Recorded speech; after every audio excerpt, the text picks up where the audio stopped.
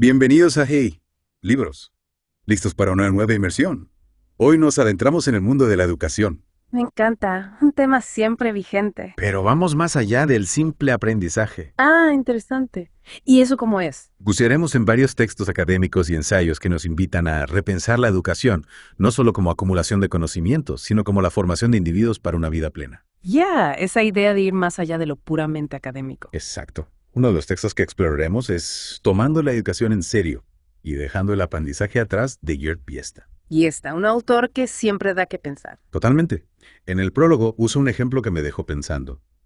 Compara las temperaturas promedio de los lugares de nacimiento de figuras como Putin, Hitler, Gandhi, Mandela.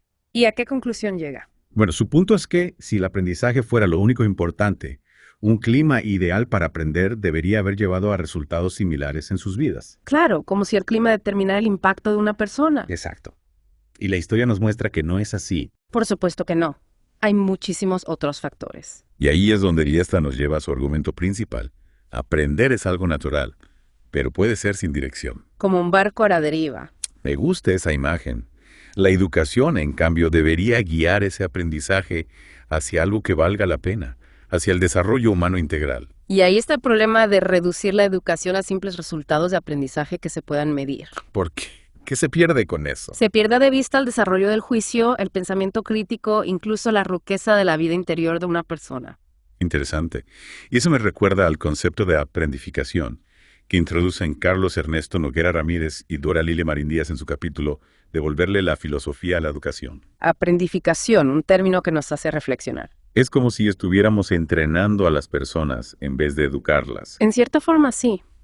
La aprendificación representa la psicologización y economización de la educación. Se enfoca en modificar la conducta individual para el mercado. O sea, crear personas adaptables y eficientes más que nada. Exactamente. En lugar de cultivar su capacidad de cuestionar, de pensar críticamente y de contribuir al bien común. Entonces, Biesta, Noguera Ramírez y Marín Díaz nos llaman a redescubrir la base filosófica de la educación. Sí, a ir más allá de lo que se puede medir y cuantificar, a comprender qué significa realmente la existencia humana y cómo la educación puede contribuir a ella. Y hablando de mirar hacia atrás, Noguera Ramírez y Marín Díaz hacen un análisis histórico del discurso educativo que me pareció fascinante. Destacan cómo la UNESCO ha promovido el aprendizaje por encima de la educación desde la década de 1970. Un cambio sutil, pero significativo. ¿Verdad? Mencionan la Conferencia Mundial sobre Educación para Todos de Jomtien en 1990 como un punto clave en el camino hacia la sociedad del aprendizaje. Exacto, un momento en que se consolidó la idea del aprendizaje como un fin en sí mismo. En vez de considerarlo como un medio para un fin más amplio. Justamente. Y claro, los autores no se quedan ahí. Identifican 4 aspectos problemáticos en la política de aprendizaje: reduccionismo, instrumentalización, individualismo y naturalización. 4 puntos clave para entender cómo se ha distorsionado el concepto de educación. ¿Podrías desarrollar un poco más esos 4 puntos? Claro. Básicamente, se reduce la educación a habilidades medibles, se subordina a las necesidades del mercado, se centra en el éxito personal y se presenta el aprendizaje como algo inevitable en vez de un fenómeno cultural. Es una crítica bastante contundente. ¿Y qué proponen para contrarrestar esta tendencia hacia la aprendificación? Tanto Biesta como Noguera Ramírez y Marín Díaz coinciden en que debemos revalorizar el rol del maestro y del acto de enseñar. O sea, volver a poner al maestro en el centro del proceso educativo. Exacto. No se trata solo de transmitir información, sino de guiar a los estudiantes en el desarrollo de su juicio, ética y pensamiento crítico. Y en ese mismo capítulo, los autores exploran la historia de la enseñanza a través de conceptos como institutio y eruditio. Analizan las ideas de figuras como Montaigne, Erasmus, Locke y Rousseau, mostrando cómo cada uno tenía una visión diferente sobre la educación. Es interesante cómo, a pesar de sus diferencias, todos coincidían en la importancia de la educación como un proceso intencional para formar individuos virtuosos y críticos. Sí, y capaces de contribuir al bien común. Me gusta cómo conectan este análisis histórico con el concepto de educacionalización. Que se refiere a la expansión de las prácticas pedagógicas para moldear no solo a individuos, sino también a poblaciones enteras. Y esto nos lleva de vuelta al argumento de Biesta. Tomar la educación en serio significa reconocer la importancia del maestro. Sí, la importancia del maestro en la formación de individuos que van más allá de la simple acumulación de información. Y hablando de moldear individuos, también mencionan el concepto de antropotécnicas de Peter Sloterdijk. Un concepto que nos invita a reflexionar sobre cómo se ha domesticado al ser humano a lo largo de la historia. ¿Y cómo se relaciona esto con la crítica a la aprendificación? Bueno, las antropotécnicas son las técnicas que se han usado para moldear al ser humano de acuerdo a ciertos valores y necesidades. Ya veo. Y Noguera Ramírez y Marín Díaz sugieren que la aprendificación, al enfocarse solo en el aprendizaje como un fin en sí mismo, puede ser vista como una forma de antropotécnica moderna. Es decir, que en vez de promover la autonomía y el pensamiento crítico. Podría estar usándose para adaptar a las personas a un sistema que no cuestionan. Entiendo. Por eso es crucial recuperar la dimensión ética y política de la educación. Exactamente. Como propone Biesta, no se trata solo de qué se aprende, sino de para qué se aprende y cómo ese aprendizaje contribuye a la formación de seres humanos libres, críticos y responsables. Y para profundizar en esta crítica al lenguaje del aprendizaje, nos adentraremos en el capítulo El lenguaje del saber pedagógico. Diálogos a la ofensiva, con la obra de Gerd Biesta, de Rafael Reyes Galindo y Óscar Saldarriaga Vélez. Un capítulo que explora la tensión entre los enfoques tecnicista y pedagógico de la educación. Interesante. ¿Podrías contarnos un poco más sobre esa tensión? Claro. Reyes Galindo y Saldarriaga Vélez utilizan la distinción histórica entre las culturas educativas anglosajona y germánica. ¿Y en qué se diferencian esas culturas? La cultura anglosajona, con su enfoque en la eficiencia y la medición, tiende hacia un enfoque tecnicista de la educación. Mientras que la germánica, Con su énfasis en la formación integral del individuo, se inclina hacia un enfoque pedagógico. y según Biesta, el lenguaje del aprendizaje no logra abordar las dimensiones éticas y políticas de la educación. Exacto. Se olvida de las preguntas fundamentales sobre el para qué de la educación. ¿A qué tipo de preguntas te refieres? Preguntas ¿cómo? ¿Qué tipo de individuos queremos formar? ¿Qué valores queremos promover? ¿Cómo puede la educación contribuir a la construcción de una sociedad justa? Preguntas que van al corazón del propósito de la educación. Exacto. Y que se quedan fuera de la discusión cuando el aprendizaje se convierte en el único foco de atención. Es decir, que la obsesión con la medición y la eficiencia nos ha llevado a olvidar el propósito fundamental de la educación. Formar ciudadanos críticos, éticos y comprometidos con el bien común. Y para recuperar esa dimensión ética, Reyes Galindo y Saldarriaga Vélez introducen la filosofía de Manuel Levinas. Un filósofo que centra su ética en el encuentro con el otro. ¿Y cómo se relaciona Levinas con la educación? Levinas desafía la tradición filosófica occidental que coloca al yo individual como punto de partida. Veo. Argumenta que es el encuentro con el otro, con su diferencia, lo que nos constituye como sujetos éticos y responsables. Es decir, que la relación con el otro nos transforma. Exactamente. Nos saca de nuestra autorreferencialidad y nos abre a la responsabilidad. Reyes Galindo y Saldarriaga Vélez conectan las ideas de Levinas con el énfasis de Biesta en la dimensión ética de la educación. Sí, argumentan que la educación debe ser un espacio donde los estudiantes se encuentren con la diferencia. Con el otro, en toda su complejidad. Exacto. Y que a través de este encuentro desarrollen su capacidad de empatía, responsabilidad y compromiso ético. Es una visión muy potente de la educación. Sin duda. Una visión que nos desafía a ir más allá de la simple transmisión de información. Hasta ahora hemos visto cómo varios autores coinciden en criticar la aprendificación. Sí, esa reducción de la educación a la adquisición de conocimientos y habilidades medibles.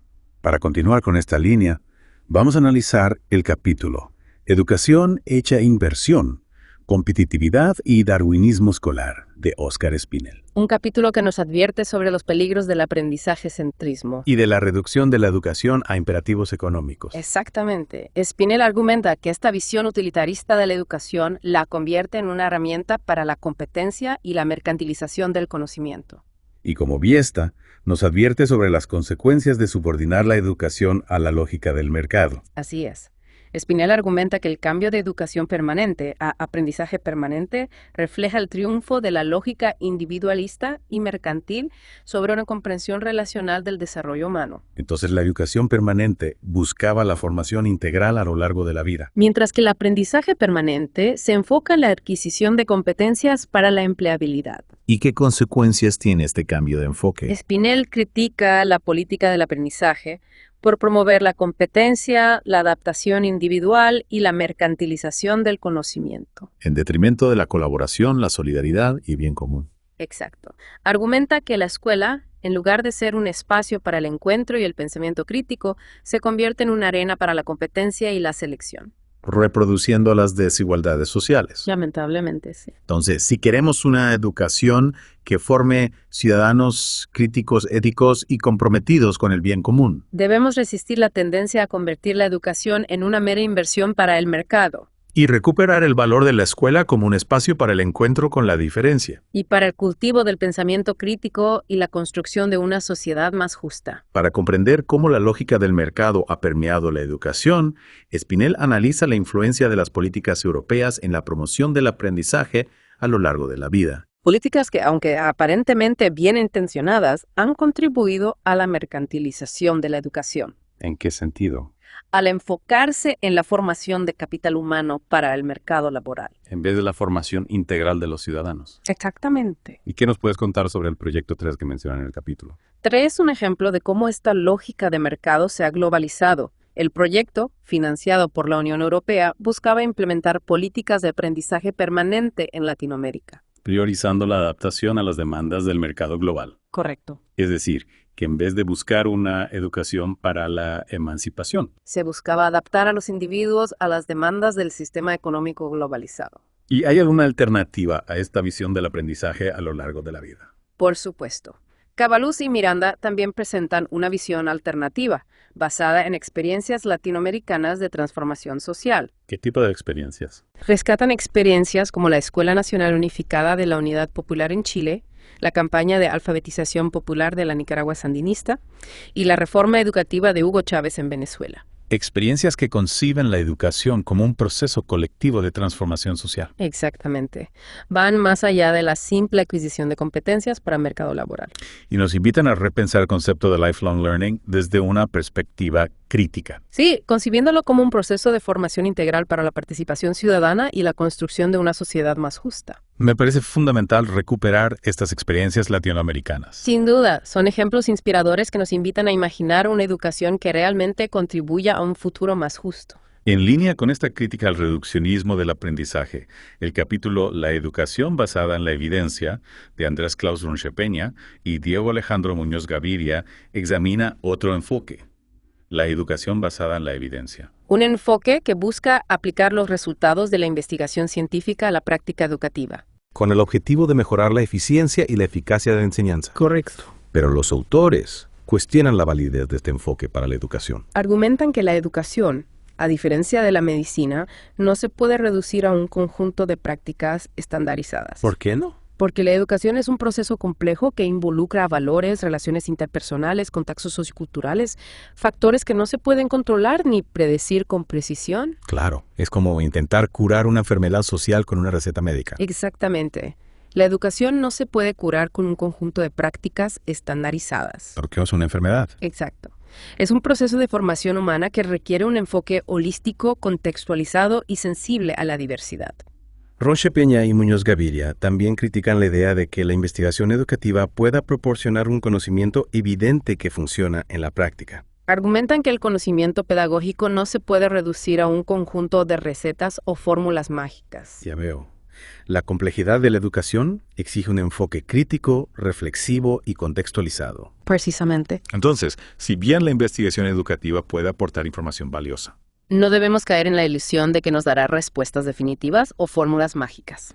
la educación requiere un enfoque que valore la experiencia, la reflexión crítica y la adaptación a los contextos específicos. En lugar de la aplicación mecánica de fórmulas o recetas preestablecidas. Y en el capítulo, el aseguramiento de la calidad de la educación superior mediante el autogobierno, Jaime Alberto Saldarriaga Vélez explora cómo las políticas de aseguramiento de la calidad, aunque aparentemente neutrales, también pueden contribuir a la aprendificación y la mercantilización de la educación. Un tema muy interesante. Saldarriaga Vélez analiza cómo la presión por la acreditación y la evaluación de la calidad ha llevado a las instituciones a adoptar un enfoque tecnicista, Que prioriza la medición de resultados y la estandarización de procesos. en detrimento de la formación integral de los estudiantes. Exactamente. Es decir, que la obsesión por la medición y la estandarización puede llevar a la desprofesionalización de los docentes, Quienes se ven obligados a seguir protocolos y cumplir indicadores.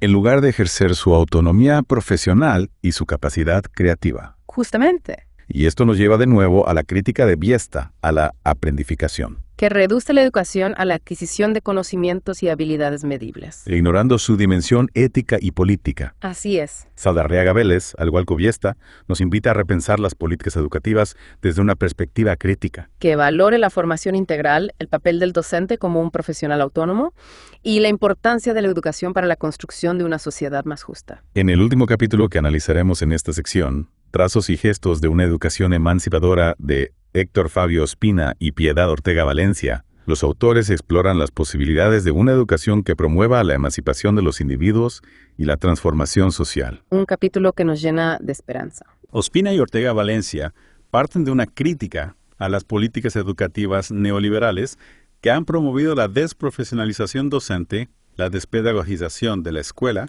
y la reducción de la educación a una herramienta para la adaptación al sistema. Frente a esta visión instrumental, rescatan el legado de Paulo Freire, Y su propuesta de una educación emancipadora. que busca la liberación de los individuos y la transformación social. Recuperar la visión de Freire me parece fundamental en este contexto donde la educación se ha mercantilizado. Sin duda. Ospina y Ortega Valencia argumentan que una educación emancipadora debe partir del reconocimiento de la realidad social, el diálogo entre saberes, la problematización del conocimiento y la construcción colectiva de alternativas. La educación, desde esta perspectiva, no se limita a la transmisión de información. Se concibe como un proceso de diálogo, reflexión crítica y acción transformadora. Exacto. Es decir, que la educación debe ser un espacio para la construcción de una sociedad más justa, democrática y equitativa. Y no solo un instrumento para la adaptación al sistema. Y para comprender mejor cómo se puede llevar a la práctica esta educación emancipadora, los autores proponen una serie de gestos. Acciones que pueden guiar la práctica educativa. ¿Podrías darnos algunos ejemplos? Por supuesto.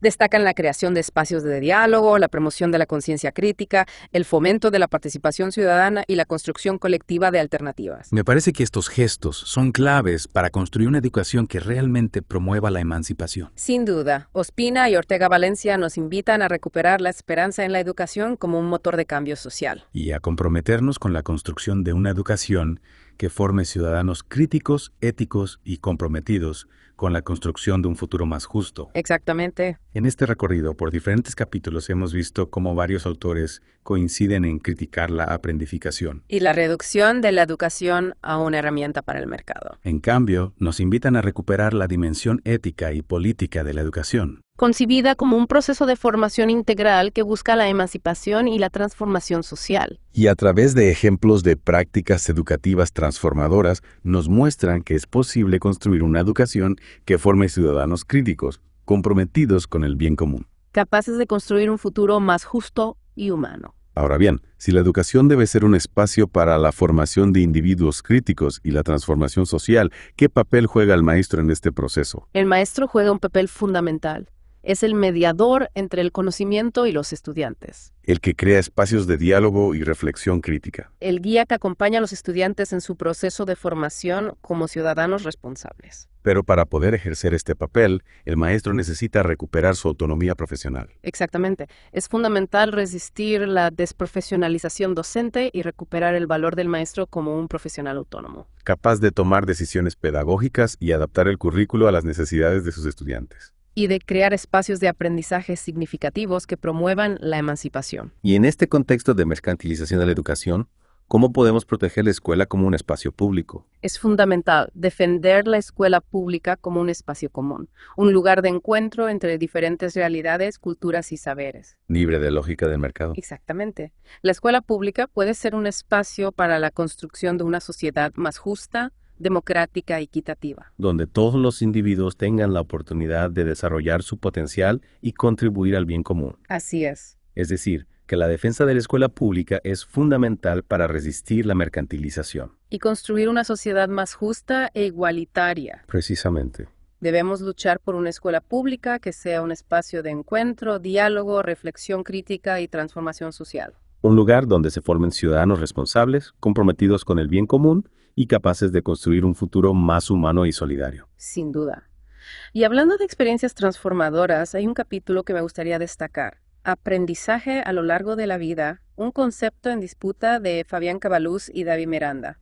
Analizan cómo el concepto de lifelong learning, impulsado por la Unión Europea y la OCDE, se ha convertido en un instrumento para la competitividad económica. Es como si el aprendizaje fuera una carrera para toda la vida, ¿no te parece? Sí, es una idea que resuena mucho hoy en día. Constantemente nos dicen que tenemos que seguir aprendiendo para adaptarnos al mercado laboral. Pero me pregunto si este enfoque no está perdiendo de vista algo fundamental. Exactamente, Cabaluz y Miranda argumentan que este concepto de lifelong learning se ha centrado en la formación de capital humano para el mercado, priorizando la adaptación a las demandas cambiantes del trabajo.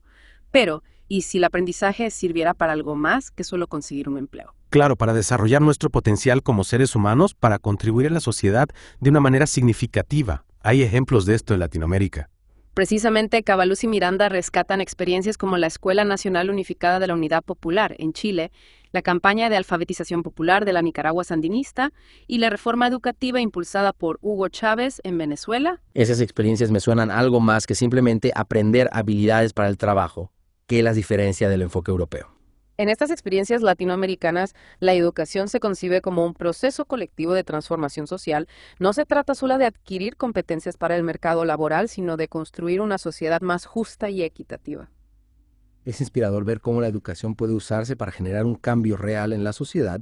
Me hace pensar que el aprendizaje a lo largo de la vida no tiene que ser una carrera individualista, sino un camino que podemos recorrer juntos para construir un futuro mejor. Exactamente. Y estas experiencias latinoamericanas nos ofrecen una alternativa al modelo europeo, demostrando que el aprendizaje puede ser una herramienta poderosa para la emancipación y la transformación social. Ahora bien, cambiando un poco de tema, me gustaría hablar sobre otro enfoque que ha ganado popularidad en los últimos años, la educación basada en la evidencia en el capítulo. La educación basada en la evidencia de Andrés Claudio Peña y Diego Alejandro Muñoz Gaviria se analiza este enfoque que busca aplicar los resultados de la investigación científica a la práctica educativa. Es un enfoque que suena muy atractivo a primera vista, ¿verdad? Como si pudiéramos encontrar fórmulas mágicas para la enseñanza. Sí, parece lógico pensar que la ciencia puede ayudarnos a mejorar la educación, pero como siempre hay que mirar más allá de lo evidente. ¿Qué cuestionamientos plantean los autores sobre este enfoque? Runge Peña y Muñoz Gaviria argumentan que la educación es mucho más compleja, que la medicina no se puede reducir a un conjunto de prácticas estandarizadas basadas en la evidencia empírica como si fuera una receta médica. La educación involucra valores, relaciones interpersonales, contextos socioculturales, una multitud de factores que no se pueden controlar ni predecir con precisión. Es decir, que aplicar el modelo de la medicina a la educación sería como intentar resolver un problema social. Con una simple pastilla se simplifica demasiado la realidad. Exactamente, la educación no se puede curar con un conjunto de prácticas estandarizadas porque no es una enfermedad, es un proceso de formación humana que requiere un enfoque mucho más amplio que tenga en cuenta la complejidad del ser humano y su contexto. Runge Peña y Muñoz Gaviria también critican la idea de que la investigación educativa pueda proporcionar un conocimiento evidente que funciona en la práctica. ¿A qué se refieren con esto? Argumentan que el conocimiento pedagógico no se puede reducir a un conjunto de recetas o fórmulas mágicas que garanticen el éxito en la enseñanza. La educación es un proceso dinámico y complejo que requiere un enfoque crítico, reflexivo y contextualizado. Lo que funciona en un contexto puede no funcionar en otro. Ya, entonces, si bien la investigación educativa puede aportar información valiosa, no debemos caer en la trampa de pensar que nos dará todas las respuestas. Cada situación educativa es única. Exactamente. La clave está en combinar la investigación con la experiencia, la reflexión crítica y la capacidad de adaptar las estrategias a las necesidades específicas de cada contexto. Y hablando de la complejidad de la educación, el capítulo, el aseguramiento de la calidad de la educación superior mediante el autogobierno, de Jaime Alberto Saldarriaga Vélez, nos lleva a otro tema interesante. Las políticas de aseguramiento de la calidad a simple vista parecen necesarias para garantizar una buena educación. Sí, todos queremos que la educación sea de calidad, pero Saldarriaga Vélez nos advierte sobre cómo estas políticas, aunque aparentemente neutrales, también pueden contribuir a la aprendificación y la mercantilización de la educación. ¿Te imaginas?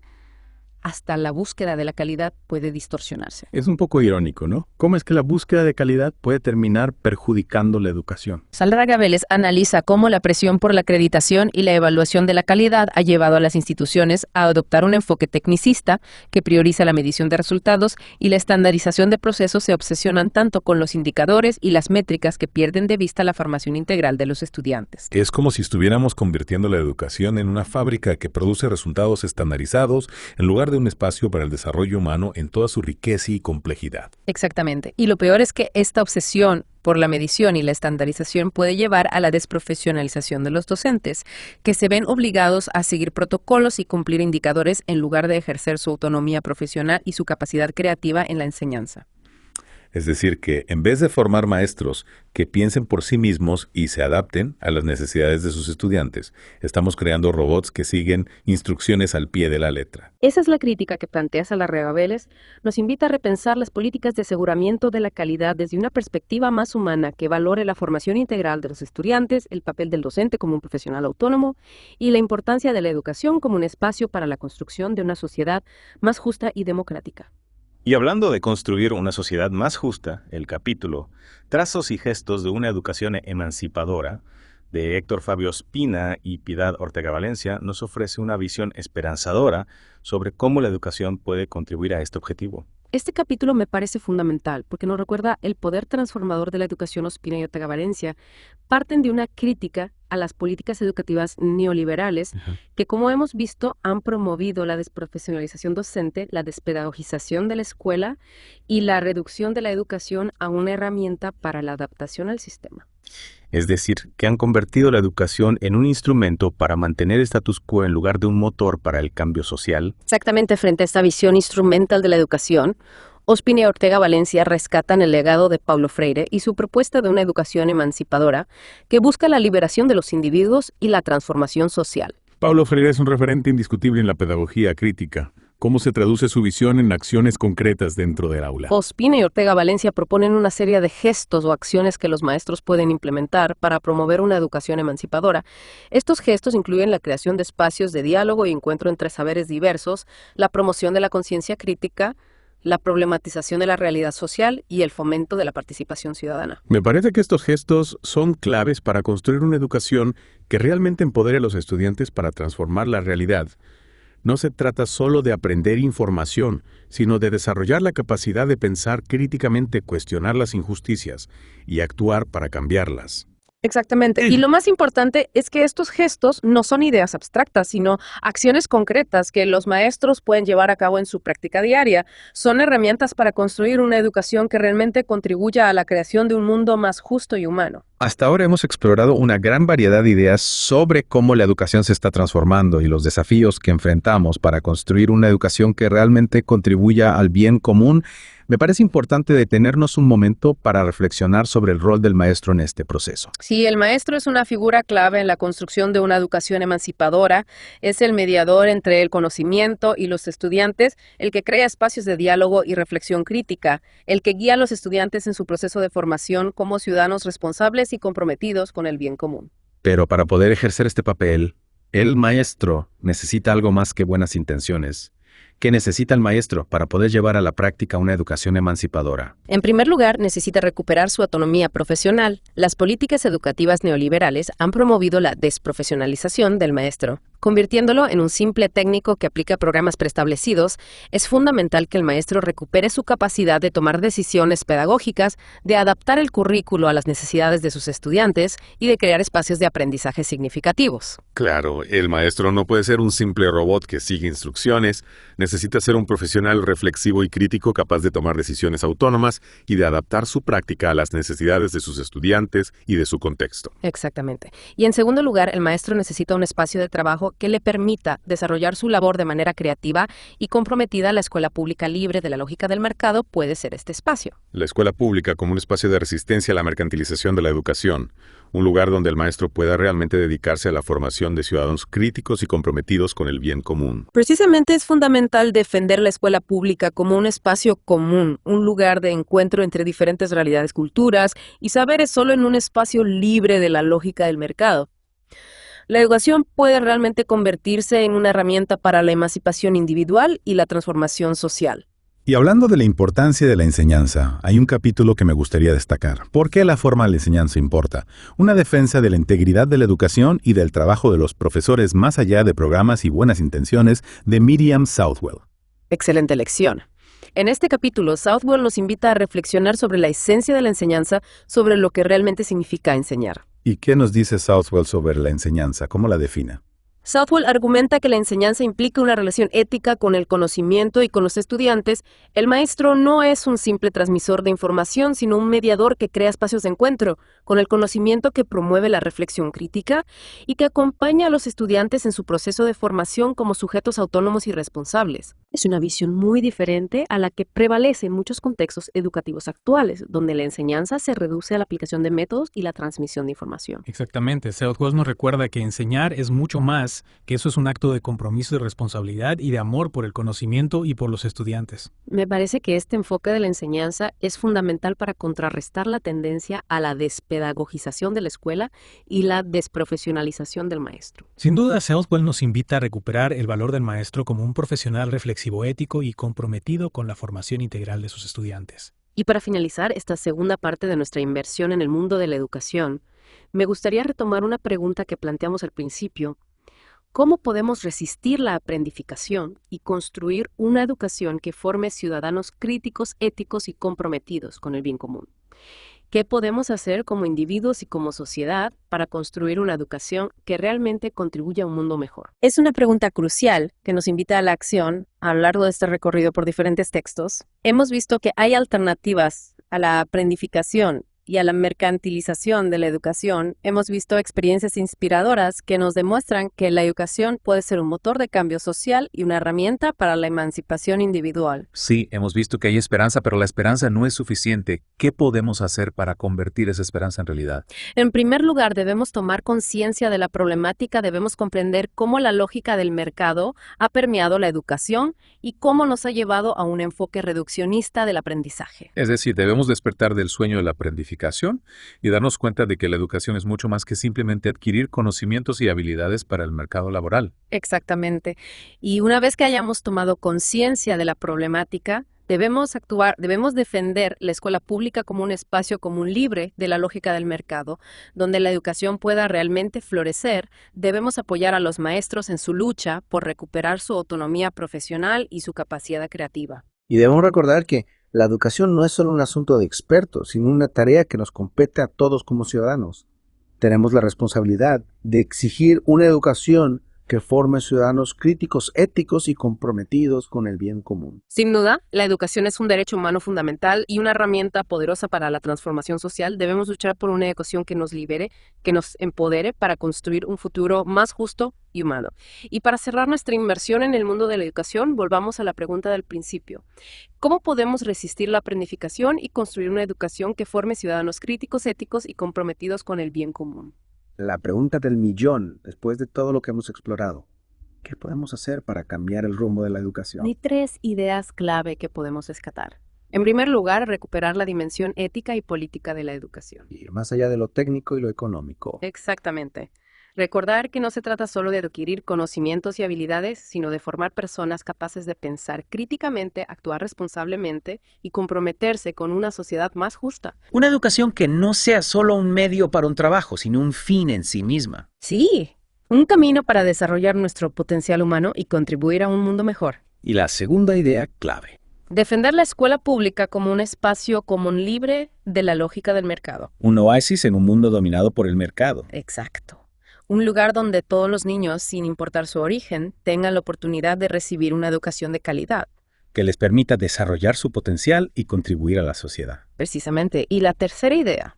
Revalorizar el papel del maestro. Sí, resistir la desprofesionalización docente y devolverle al maestro su autonomía profesional y su capacidad creativa. El maestro no es un simple técnico, sino un guía. Exacto. Un mediador entre el conocimiento y los estudiantes. Recuperar la dimensión ética y política de la educación, defender la escuela pública y revalorizar el papel del maestro. 3 pilares para construir una educación que realmente transforme la sociedad. Suena a un buen punto de partida. Sin duda. Y como decía Paulo Freire, la educación no cambia el mundo, cambia a las personas que van a cambiar el mundo. Una frase poderosa. Si queremos un mundo más justo, humano y solidario, debemos empezar por la educación. Construir una educación que forme ciudadanos críticos comprometidos con el bien común y capaces de transformar la realidad. Esa es la tarea que tenemos por delante. Y para terminar, te dejo con esta pregunta. ¿Qué tipo de mundo quieres construir? ¿Qué tipo de educación necesitas para construir ese mundo? Te invitamos a seguir explorando estas ideas y a comprometerte con la construcción de una educación que promueva la justicia, la igualdad y el florecimiento humano. Gracias por acompañarnos en esta inmersión en el mundo de la educación. Esperamos que te haya inspirado a reflexionar y actuar para construir un futuro mejor. Hasta la próxima, Cas.